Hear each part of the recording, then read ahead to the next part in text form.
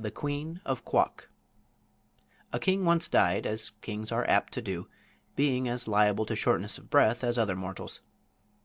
It was high time this king abandoned his earth life, for he had lived in a sadly extravagant manner, and his subjects could spare him, without the slightest inconvenience. His father had left him a full treasury, both money and jewels being in abundance. But the foolish king just deceased had squandered every penny in riotous living. He had then taxed his subjects until most of them became paupers, and this money vanished in more riotous living. Next he sold all the grand old furniture in the palace, all the silver and gold plate and bric-a-brac, all the rich carpets and furnishings, and even his own kingly wardrobe, reserving only a soiled and moth-eaten ermine robe to fold over his threadbare raiment. And he spent the money in further riotous living. Don't ask me to explain what riotous living is. I only know, from hearsay, that it is an excellent way to get rid of money. And so this spendthrift king found it. He now picked all the magnificent jewels from this kingly crown, and from the round ball on the top of his scepter, and sold them and spent the money. Riotous living, of course. But at last he was at the end of his resources. He couldn't sell the crown itself, because no one but the king had the right to wear it. Neither could he sell the royal palace, because only the king had the right to live there. So, finally, he found himself reduced to a bare palace, containing only a big mahogany bedstead that he slept in, a small stool on which he sat to pull off his shoes, and the moth-eaten ermine robe. In this strait he was reduced to the necessity of borrowing an occasional dime from his chief counselor, with which to buy a ham sandwich. And the chief counselor hadn't many dimes. One who counseled his king so foolishly was likely to ruin his own prospects as well. So the king, having nothing more to live for, died suddenly and left a 10-year-old son to inherit the dismantled kingdom, the moth-eaten robe, and the jewel-stripped crown. No one envied the child, who had scarcely been thought of until he became king himself. Then he was recognized as a personage of some importance, and the politicians and hangers-on, headed by the chief counselor of the kingdom, held a meeting to determine what could be done for him. These folk had helped the old king to live riotously while his money lasted, and now they were poor and too proud to work. So they tried to think of a plan that would bring more money into the little king's treasury, where it would be handy for them to help themselves. After the meeting was over, the chief counselor came to the young king, who was playing peg-top in the courtyard, and said, "Your Majesty, we have thought of a way to restore your kingdom to its former power and magnificence." "All right," replied his Majesty, carelessly. "How will you do it?" "By marrying you to a lady of great wealth," replied the counselor. "Marrying me?" cried the king. "Why, I am only 10 years old." "I know. It is to be regretted, but your Majesty will grow older, and the affairs of the kingdom demand that you marry a wife." "Can't I marry a mother instead?" asked the poor little king, who had lost his mother when a baby. "Certainly not," declared the counselor. "To marry a mother would be illegal. To marry a wife is right and proper." "Can't you marry her yourself?" inquired his Majesty, aiming his peg-top at the chief counselor's toe, and laughing to see how he jumped to escape it. "Let me explain," said the other. "You haven't a penny in the world, but you have a kingdom. There are many rich women who would be glad to give their wealth in exchange for a queen's coronet, even if the king is but a child. So we have decided to advertise that the one who bids the highest shall become the Queen of Quok." "If I must marry at all," said the king, after a moment's thought, "I prefer to marry Nyana, the armorer's daughter." "She is too poor," replied the counselor. "Her teeth are pearls, her eyes are amethysts, and her hair is gold," declared the little king. "True, your Majesty, but consider that your wife's wealth must be used. How would Nyana look after you have pulled her teeth of pearls, plucked out her amethyst eyes, and shaved her golden head?" The boy shuddered. "Have your own way," he said, despairingly. "Only let the lady be as dainty as possible, and a good playfellow." "We shall do our best," returned the chief counselor, and went away to advertise throughout the neighboring kingdoms for a wife for the boy king of Quok. There were so many applicants for the privilege of marrying the little king that it was decided to put him up at auction, in order that the largest possible sum of money should be brought into the kingdom. So on the day appointed the ladies gathered at the palace from all the surrounding kingdoms, from Bilkon, Mulgravia, Junkum, and even as far away as the Republic of Macvelt. The chief counselor came to the palace early in the morning and had the king's face washed and his hair combed, and then he patted the inside of the crown with old newspapers to make it small enough to fit his majesty's head. It was a sorry-looking crown, having many big and little holes in it where the jewels had once been, and it had been neglected and knocked around until it was quite battered and tarnished. Yet, as the counselor said, it was the king's crown, and it was quite proper he should wear it on the solemn occasion of his auction. Like all boys, be they kings or paupers, his majesty had torn and soiled his one suit of clothes, so that they were hardly presentable, and there was no money to buy new ones. Therefore the counselor wound the old ermine robe around the king, and sat him upon the stool in the middle of the otherwise empty audience chamber. And around him stood all the courtiers and politicians and hangers-on of the kingdom, consisting of such people as were too proud or lazy to work for a living. There was a great number of them, you may be sure, and they made an imposing appearance. Then the doors of the audience chamber were thrown open, and the wealthy ladies who aspired to being Queen of Quok came trooping in. The king looked them over with much anxiety, and decided they were each and all old enough to be his grandmother, and ugly enough to scare away the crows from the royal cornfields, after which he lost interest in them. But the rich ladies never looked at the poor little king squatting upon his stool. They gathered at once about the chief counselor, who acted as auctioneer. "How much am I offered for the coronet of the Queen of Quok?" asked the counselor in a loud voice. "Where is the coronet?" inquired a fussy lady who had just buried her 9th husband, and was worth several millions. "There isn't any coronet at present," explained the chief counselor, "but whoever bids highest will have the right to wear one, and she can then buy it." "Oh," said the fussy old lady, "I see." Then she added, "I'll bid $14."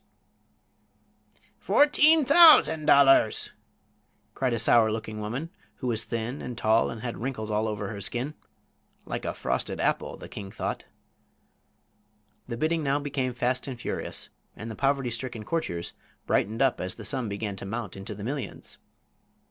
"He'll bring us a very pretty fortune after all," whispered one to his comrade, "and then we shall have the pleasure of helping him spend it." The king began to be anxious. All the women who looked at all kind-hearted or pleasant had stopped bidding for lack of money, and the slender old dame with the wrinkles seemed determined to get the coronet at any price, and with it the boy husband. This ancient creature finally became so excited that her wig got crosswire of her head, and her false teeth kept slipping out, which horrified the little king greatly, but she would not give up. At last the chief counselor ended the auction by crying out, "Sold to Mary Ann Brodzinski de la Porkus for $3,900,624.16," and the sour-looking old woman paid the money in cash and on the spot, which proves this is a fairy story. The king was so disturbed at the thought that he must marry this hideous creature that he began to wail and weep, whereupon the woman boxed his ears soundly. But the counselor reproved her for punishing her future husband in public, saying, "You are not married yet. Wait until tomorrow after the wedding takes place, then you can abuse him as much as you wish. But at present we prefer to have people think this is a love match." The poor king slept but little that night, so filled was he with terror of his future wife. Nor could he get the idea out of his head that he preferred to marry the armorer's daughter, who was about his own age. He tossed and tumbled around upon his hard bed until the moonlight came in at the window and lay like a great white sheet upon the bare floor. Finally, in turning over for the 100th time, his hand struck against a secret spring in the headboard of the big mahogany bedstead, and at once, with a sharp click, a panel flew open. The noise caused the king to look up, and, seeing the open panel, he stood upon tiptoe and, reaching within, drew out a folded paper. It had several leaves fastened together like a book, and upon the first page was written, "When the king is in trouble, this leaf he must double, and set it on fire to obtain his desire." This was not very good poetry, but when the king had spelled it out in the moonlight he was filled with joy. "There's no doubt about my being in trouble," he exclaimed, "so I'll burn it at once and see what happens."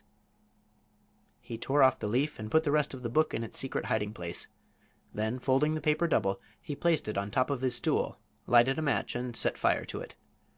It made a horrid smudge for so small a paper, and the king sat on the edge of the bed and watched it eagerly.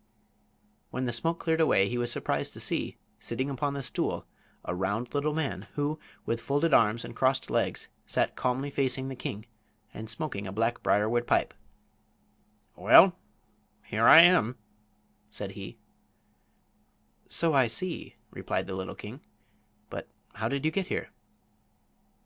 "Didn't you burn the paper?" demanded the round man, by way of answer. "Yes, I did," acknowledged the king. "Then you are in trouble, and I've come to help you out of it.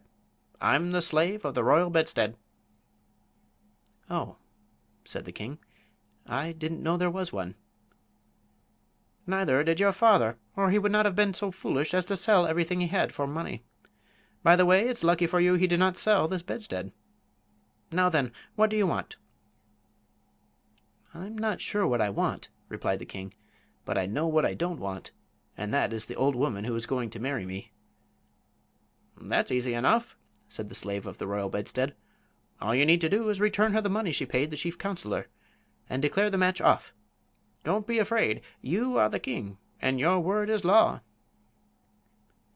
"To be sure," said the majesty, "but I am in great need of money. How am I going to live if the chief counselor returns to marry Anne Brodzinski her millions?" "Phoo! That's easy enough," again answered the old man, and putting his hand in his pocket he drew out and tossed to the king an old-fashioned leather purse. "Keep that with you," said he, "and you will always be rich, for you can take out of the purse as many 25-cent silver pieces as you wish, one at a time. No matter how often you take one out, another will instantly appear in its place within the purse." "Thank you," said the king gratefully. "You have rendered me a rare favor, for now I shall have money for all my needs and will not be obliged to marry anyone. Thank you 1,000 times."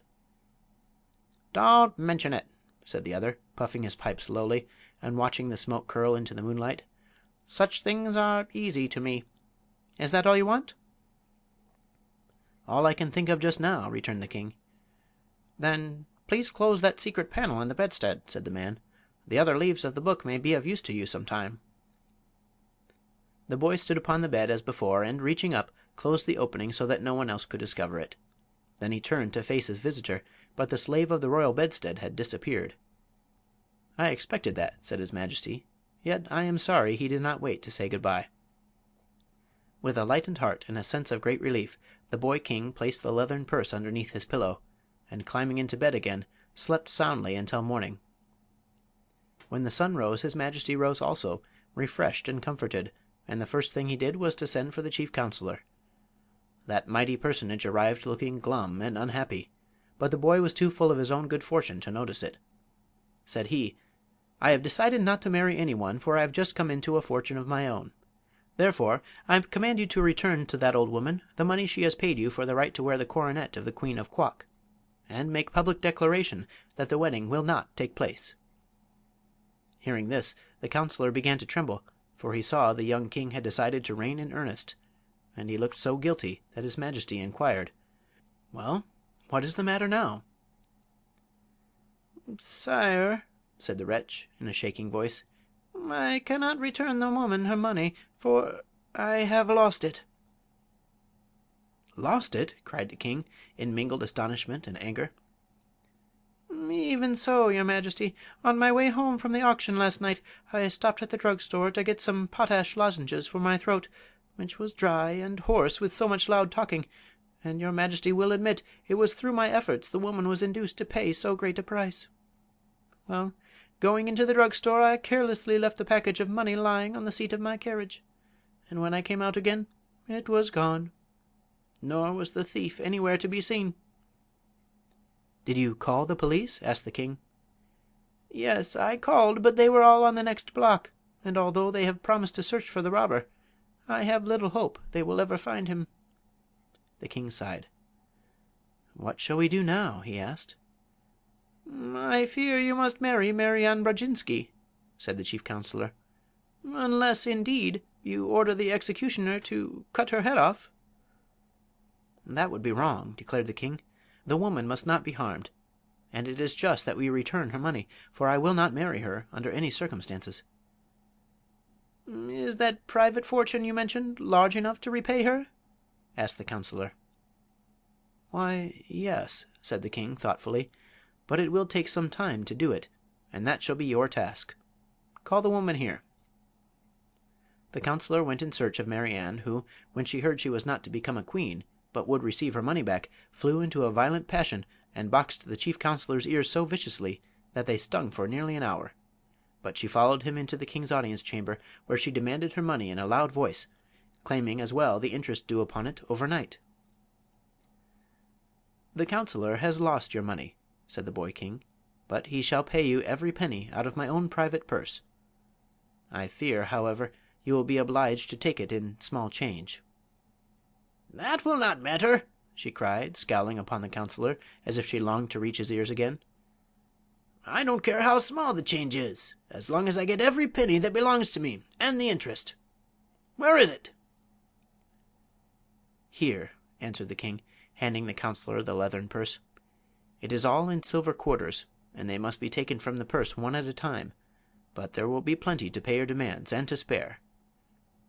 So, there being no chairs, the counselor sat down upon the floor in one corner, and began counting out silver 25-cent pieces from the purse, one by one. And the old woman sat upon the floor opposite him, and took each piece of money from his hand. It was a large sum, $3,900,624.16, and it takes 4 times as many 25-cent pieces as it would dollars to make up the amount. The king left them sitting there and went to school, and often thereafter he came to the counselor and interrupted him long enough to get from the purse what money he needed to reign in a proper and dignified manner.